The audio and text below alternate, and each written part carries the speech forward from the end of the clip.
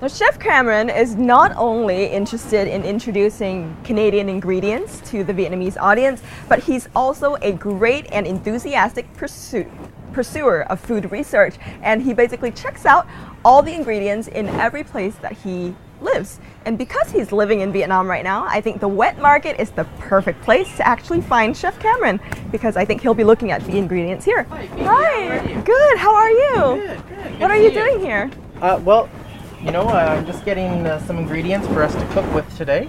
Something I like about the markets here is that there's not only local Vietnamese vegetables that I can learn about, but there's also other vegetables that I'm familiar with these other cuisines. So you can do a global cuisine here in Vietnam. Yeah, exactly. Like I'm seeing some peppers over here. Yeah. Some green peppers. So I'm have an idea for a dish to make today. So I thought we'd get this green pepper and 500 gram cachua bee, xin lỗi. Oh, cachua bee. Cachua bee. We'll Oh, use some small cherry tomatoes. You That's speak right. Vietnamese. Just a little bit. I speak market Vietnamese. I think that's good enough. I'm still trying to learn my vegetables. But we'll also get some green onions. Okay. Do you know the name of that in Vietnamese? This is hang hoa, I believe. Yeah.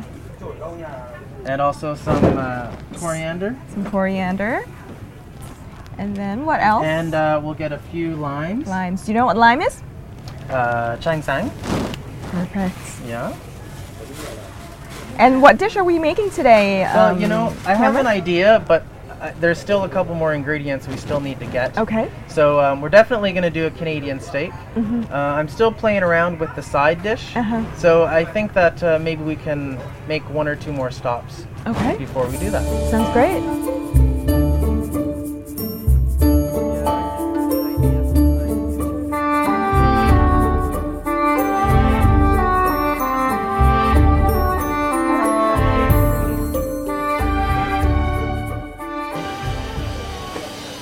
So Phoebe, now that we've picked up the Vietnamese ingredients at the market, let's pick up the Canadian ingredients, Here. the steak and the maple syrup here at Naturally Vietnam. Awesome. All right, let's go. Okay. Which way shall we go? This way?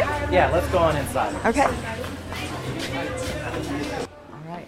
And is maple syrup something that's easy? Ingredient is to get the steak for the beef you know, it's fairly expensive here, but it's also there's nothing you can replace.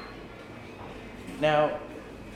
And I assume the meats, they know where the meats come from as well. And so they're also concerned about some of the, they find it hard to know it's safe, it's reliable, ribeye steak. Oh, okay. Wait, so enlighten me about, you know, how to tell. Later when I grill this for you, that it's very simple and it doesn't require much. Home and cook. All right, perfect. Great. Sounds great. So do you often, you know, go to Vietnamese markets to kind of like check out foods? Yeah, I love going there. I go almost every day, if not every other day, to check out the foods. But what I really like about living in Vietnam is finding things like this on the side of the road that remind me of places I've lived and places I want to go. So like grilled corn. And so grilled corn, when I lived in India, they would do this on the street as well. I see. And chị, you want to try? Yeah, sure. Yeah. Sure. Chị ơi cho bọn em thử nướng ngô được không ạ? So actually, this is one of the dishes that I really loved as a kid. Yeah, because you know I like how it tastes kind of charred and grilled, and kind of that, you know, that charred taste is really appealing to me. Yeah, no, it's really great. And when I lived in India, they would take some lime juice and dip it in some spices and then put it on the outside.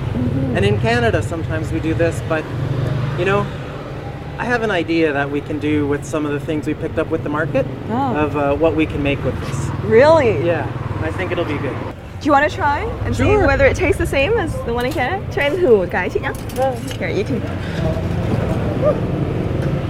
I'm gonna peel off.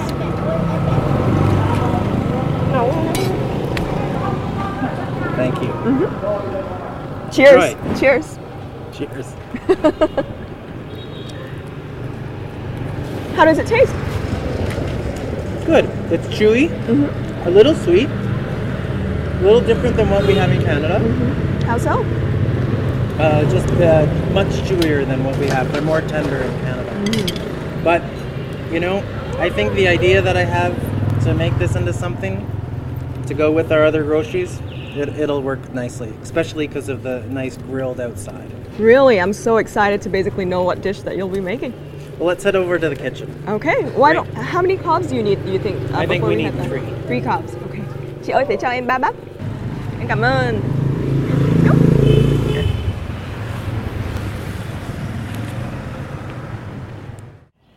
Okay, so this is the grilled corn that we actually just got from the market, and I'm so excited to basically know what kind of dish Chef Cameron's going to make with this. So what are you going to make with this? So the idea that I had when I saw the grilled corn was to make a grilled corn salad. Oh. So more Mexican flavors.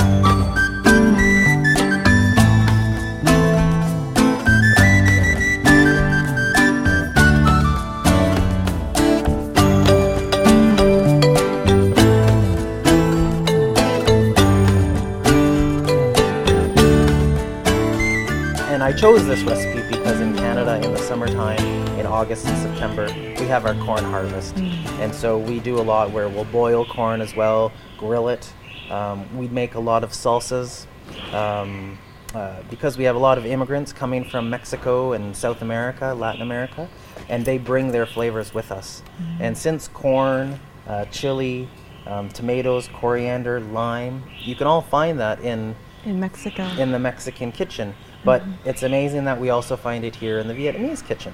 Exactly. So that was my thinking of it. And I also thought since we're going to be grilling a steak, we need something to go nicely with the steak. And I thought a nice grilled corn salad would be good. Awesome.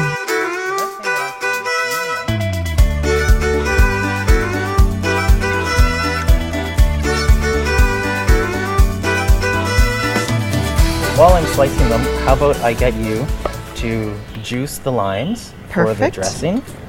Okay, how many halves do we need? I think we'll just do 3 today. Okay.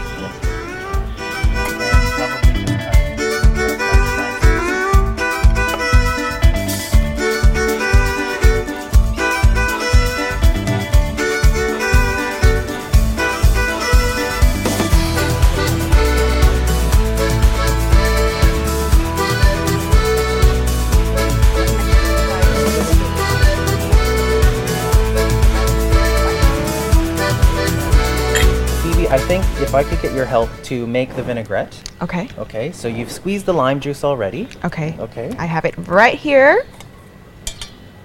We're gonna need some olive oil. Okay, now not all of it, I've just got an amount in there. But you want a ratio of about 3 to 1.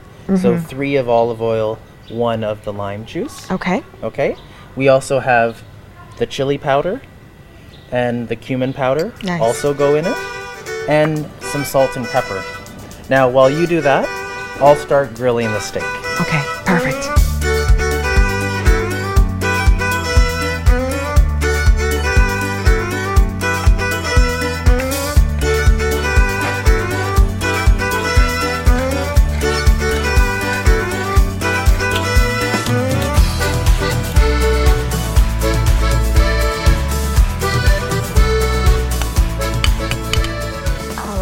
Now the salad is ready to be mixed, but while I'm doing that, I wonder how the steak is doing. Cameron, how's your steak doing? Great. I've just finished putting some salt and pepper on it, and I'm just about to throw it onto the grill. Awesome, awesome. But how long did you have to marinate the steak for? With Canadian beef, you don't really need to marinate much. I just put a little bit of oil on it, some salt and pepper. All right, so is it ready to be grilled? It's ready to be grilled.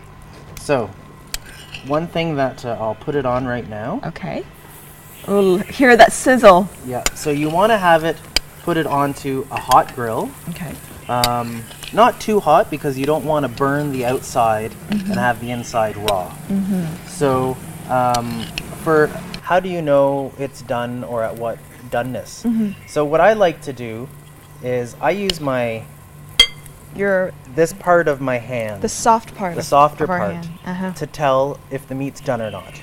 So if you put your finger in right here and you touch it, that's about the same as if I'm touching it now and it's raw. Can I try? Can I try it on the meat? Okay, Sure. so I'm touching my hand right now. Try it on the meat.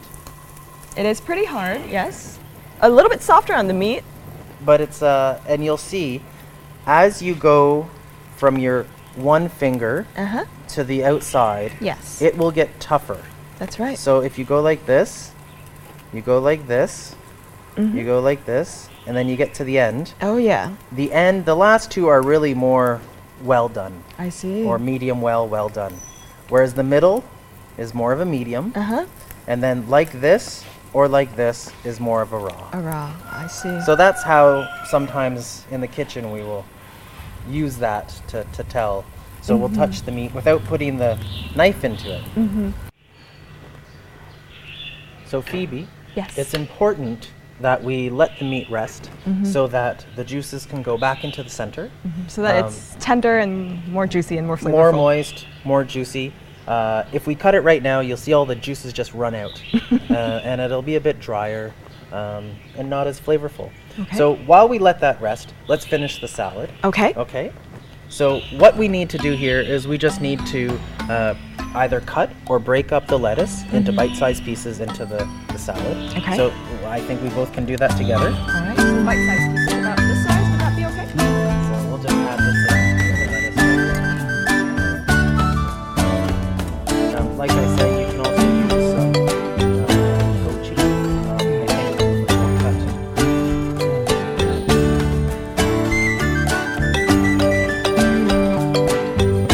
One fell swoop. That's nice.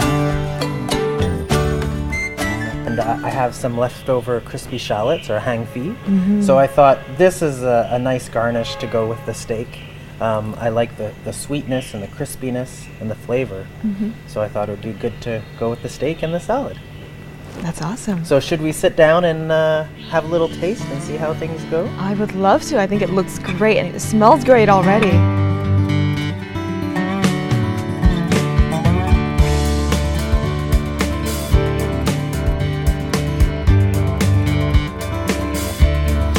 Thank you.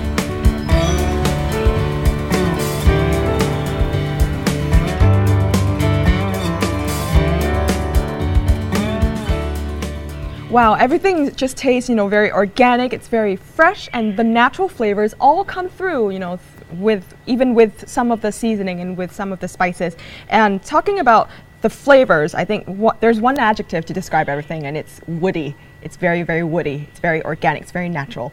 And talking about woody, I'm reminded of the maple syrup that we bought this morning. So now, Phoebe, we have our maple syrup, and like I said, we're using dark amber maple syrup. Oh, look at that amber color.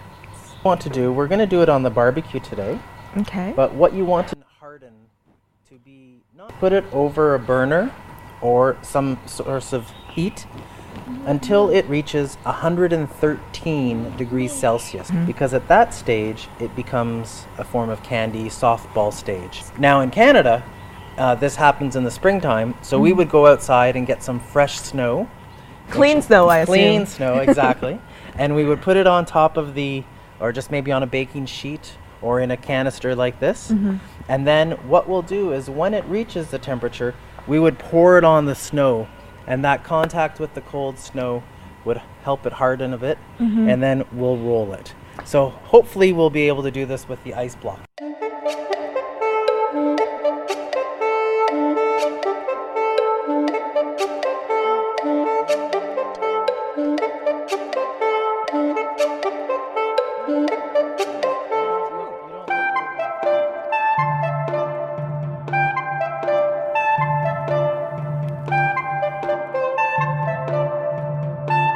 Okay, after a long time of waiting for the maple syrup to get to the right temperature and for it to kind of solidify, we finally have something like this. This is a lollipop. It's a lollipop of maple syrup. And basically, I'm going to have a taste at what it tastes like. Chewy, just like caramel, but not as sweet, and very, very woody. It's really that taste of Canada in the winter and maple trees. I love it, love it, love it. Thank you so much for introducing this to me. I think this is something I would totally want to make at home if I have the chance to. Well, thanks for having me. It's been a lot of fun. Thank you so much. Okay, and I actually need to leave now. Okay. But I'm going to take this with me. Is that okay? You know what? Take this one for the cameraman. Okay, I will. Okay. Thanks so great. much. Bye-bye. All right, bye, Cameron.